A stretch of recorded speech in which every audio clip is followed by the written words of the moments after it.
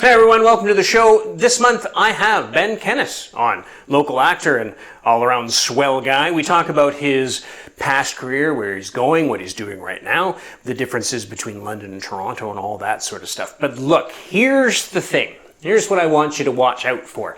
I come into this interview with a lot of preconceptions and bad ideas, and the research that I thought I did on Mr. Kennis, wrong.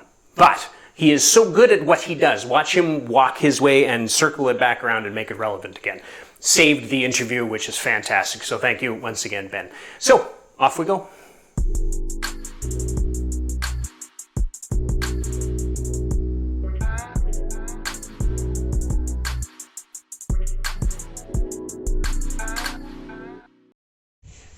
Welcome to the show, Ben. Thanks for coming in to the show. This is State of the Arts London. Welcome back. Here we go.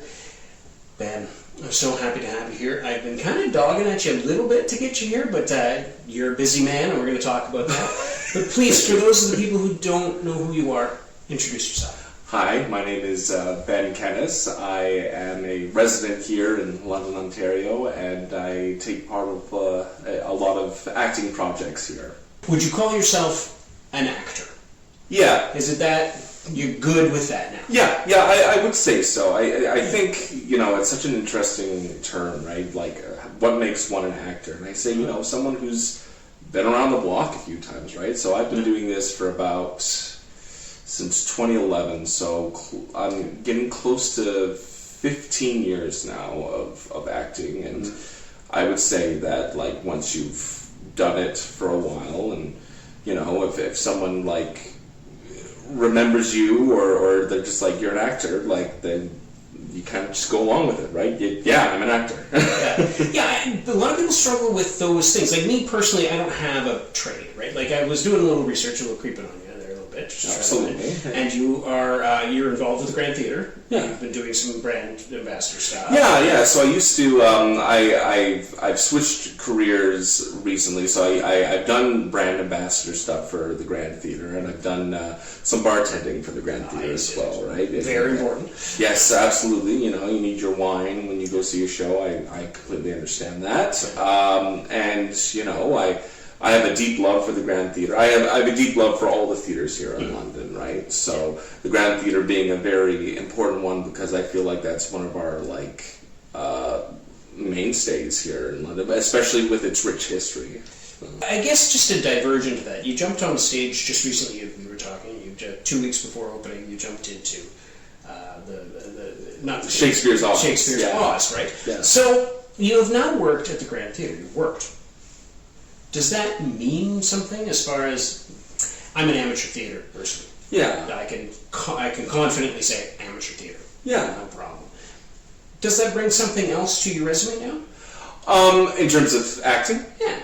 Not really. No, just because it's there are many hats at the Grand Theatre from what I've seen since I've worked there, right? So unfortunately, bartending doesn't make it closer to your acting career. It might it might bring you closer to another career at the Grand. Say, for example, if you wanted to work front of house, back of house, any of that kind of stuff, like working upstairs in like the office area. But being on the stage itself, does that put you in a different class? Like, I know if you want to do movies, you have to have a card.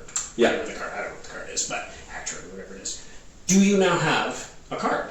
Like, is that a thing, or am I just like an acting card? Yeah, I don't know. I guess I just assume that there's a jump between something of that stature, the Grand. So not in that sense, right? Like, I would say, like, I've done shows at the Grand Theatre in their Auburn stage, right? So, like, I do that stage is usually for either a traveling performer who wants to rent that space for their show, like maybe for the Fringe or something else that the Grand has set up for them.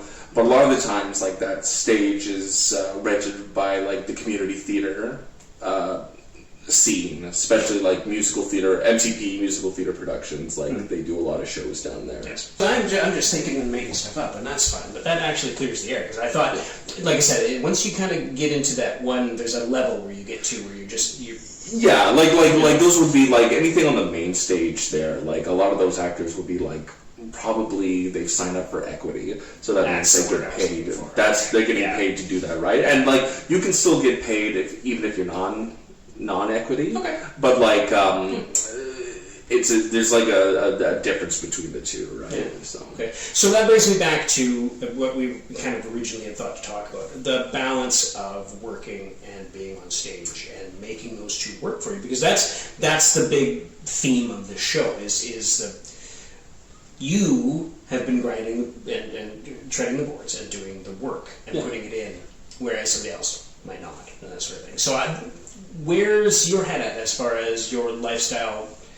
Are you doing enough shows? Are you busy enough creatively? Right. So there was a time where, like, when working at the Grand, because mostly the Grand does shows in the evening, right, throughout the week. Like, they might have a matinee, a rare one on a Wednesday, or they'll have some on the weekend, right? But because it's in the evening, that didn't really give me enough time to act, right? Especially with the situation in London where jobs are hard to come by right now, right? I think we all see that, and we all acknowledge that, and at that time, I needed to work. I needed to get what I could just to, survive, right?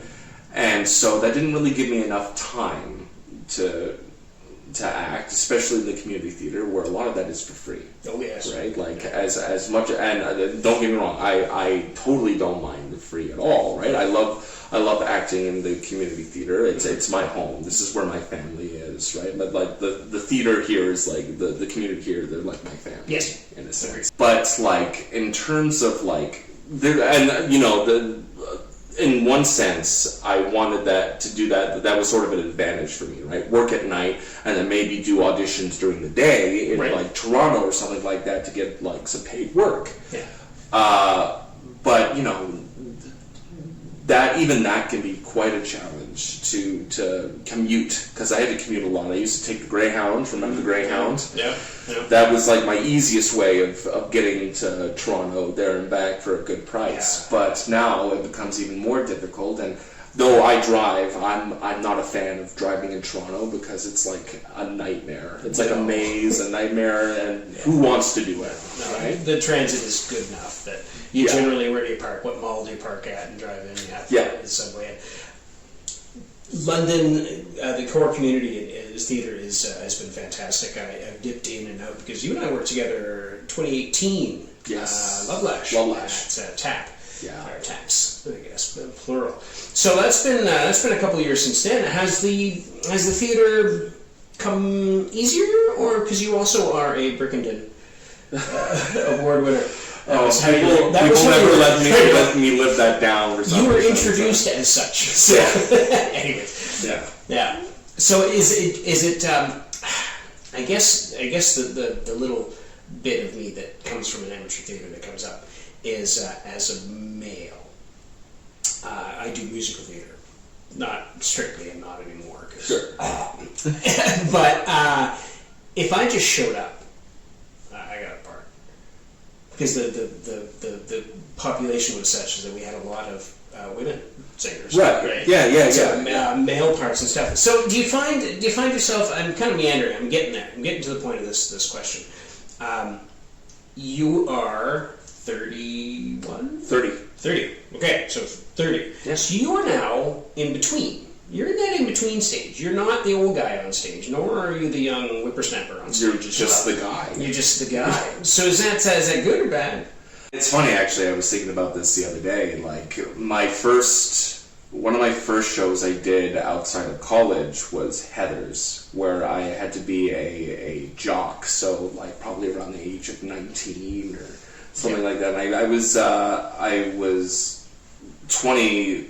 I think it was 22 when I did that show. So I'm still kind of near that high schooler age of jock. And then recently I thought about it, where I'm just like, oh boy, like I'm coming to that point where there are certain roles I can't do anymore. Like I couldn't do those roles in Heather's anymore, which is a little sad to think about. But at the same time, sometimes like you want to do certain shows once, and then you're like, no, I'm happy with that. And I was happy with how Heather's came to be, because that was my first outing as a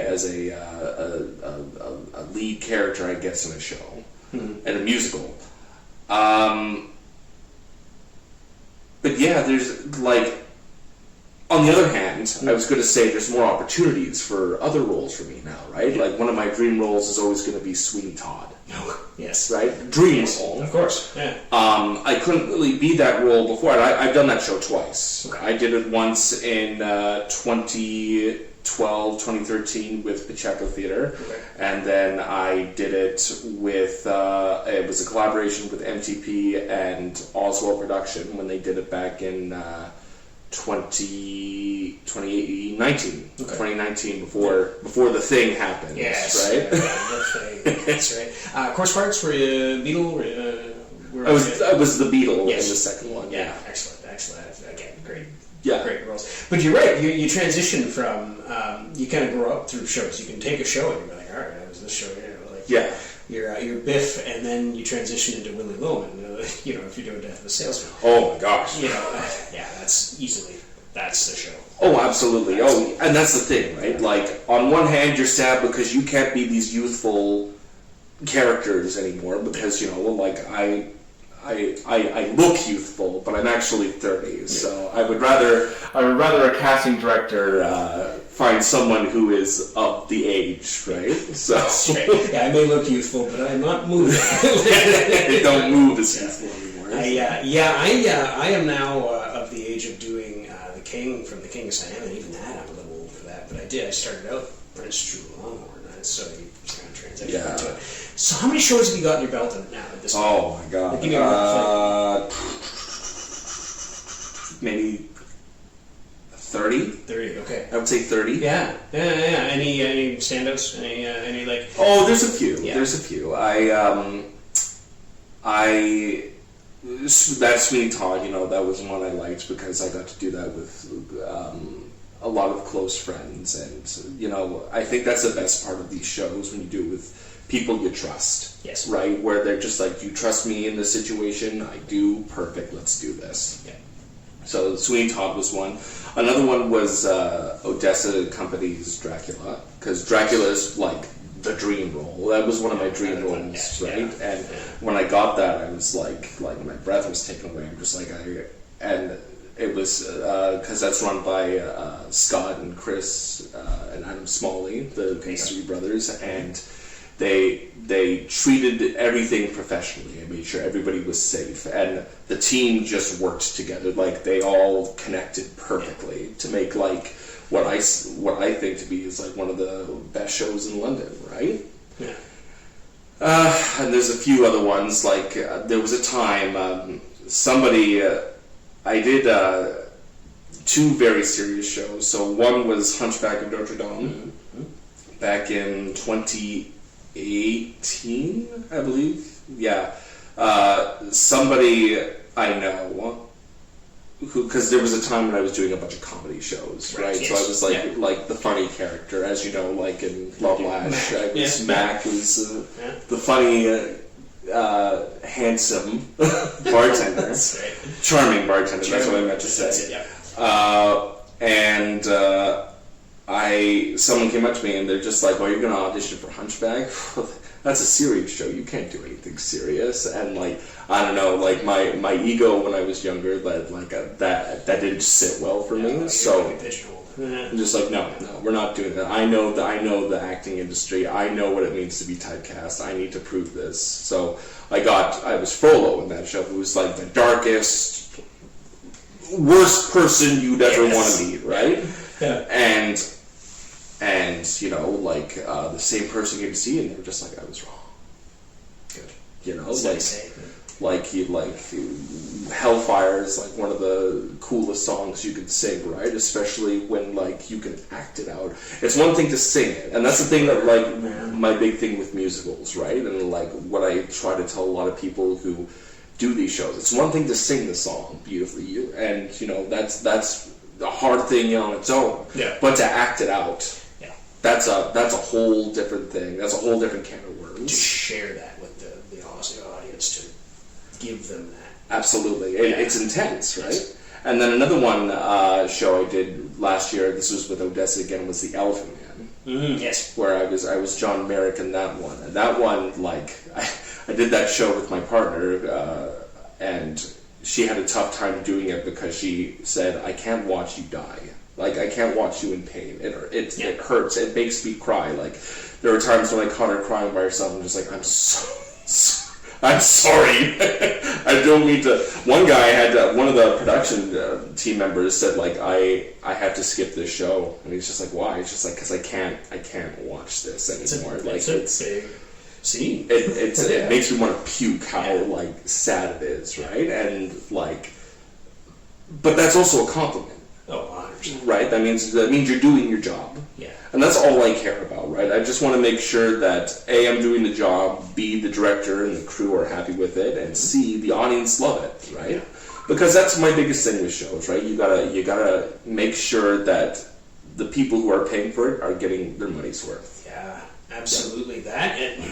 That is always kind of your funny dangling problem, or like, you people are sitting in those seats and they have taken money out of their pocket and given it to somebody and said, entertain me. Yeah.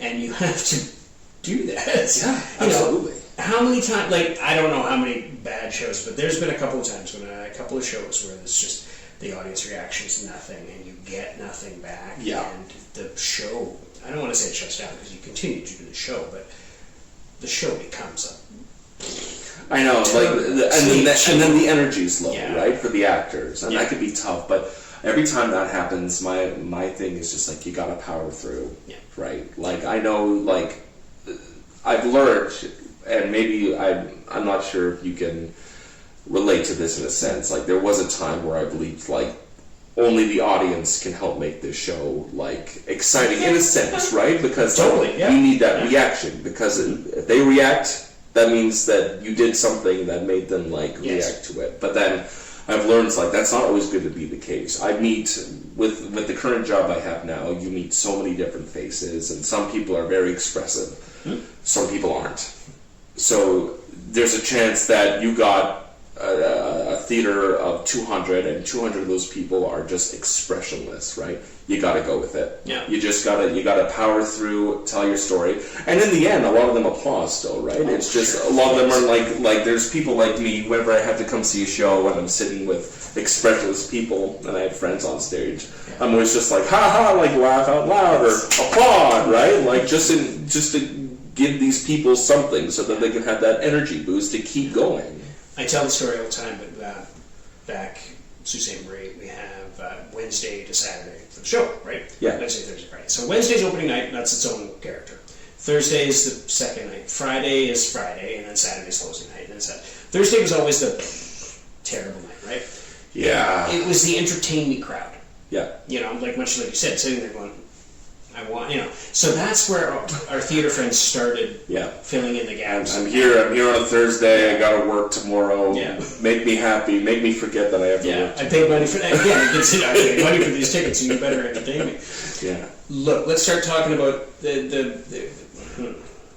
I have a hard time asking this question because it's a personal answer every time I get it, but the specter of Toronto.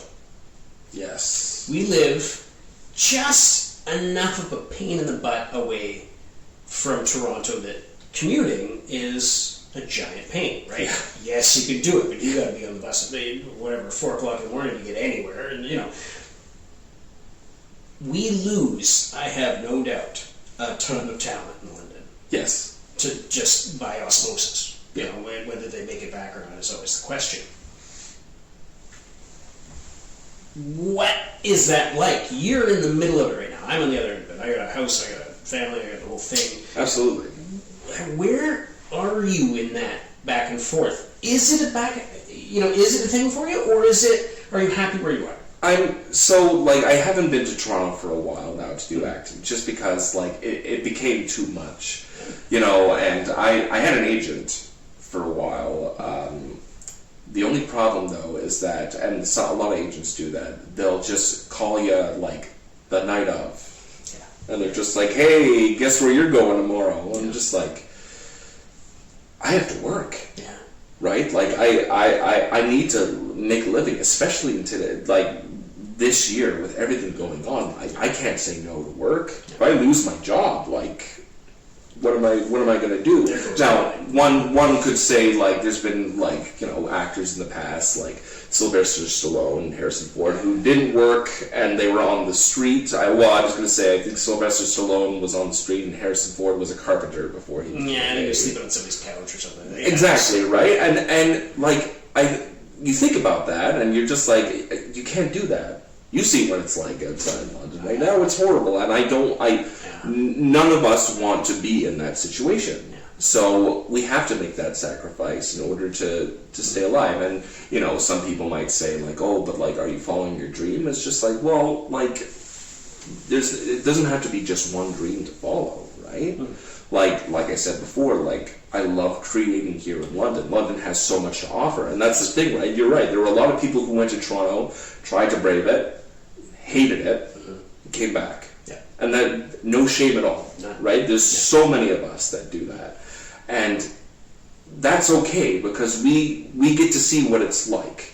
And there's still opportunities, right? Like I know there's film and TV are starting to become more of a thing here in London, right? I've done background acting here, and it's fun. And like I'm just like, oh, thank God, I got paid to do this, and it's going to take me 10 minutes to get home. Yeah. Rock and roll. Yeah. But there's still other opportunities, right? There's still acting at the Grand Theatre. There's still opportunities at Stratford, maybe. Yes. Yeah. Right? Like, that's the dream. It was never, acting in Toronto was never, like, the final, like, where I wanted to end up, right? It was actually, like, Stratford. I want to move to Stratford. I want to be near my family. I want to act for a living. I want this to be my life, right? And even then, though, Stratford's very competitive. It's very tough, right? Yeah. Same goes for the Grand Theatre. Same goes for Mirvish. Same goes for Huron County Playhouse. All of that. It's always going to be competitive. Yeah, well, I guess it also depends too when you look at Toronto versus London, the type of acting you want to do.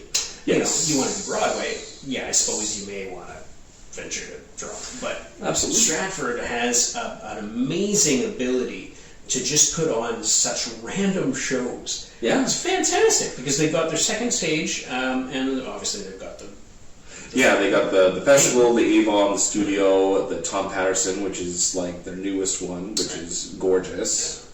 They have a lot to work with. Yeah, so again, I guess it just depends. If that's where you're at, then that's fantastic. Yeah. Somebody who wants to be in film, starting to come here in London, but maybe you got to go over there. You got to go to Toronto for that. A little bit.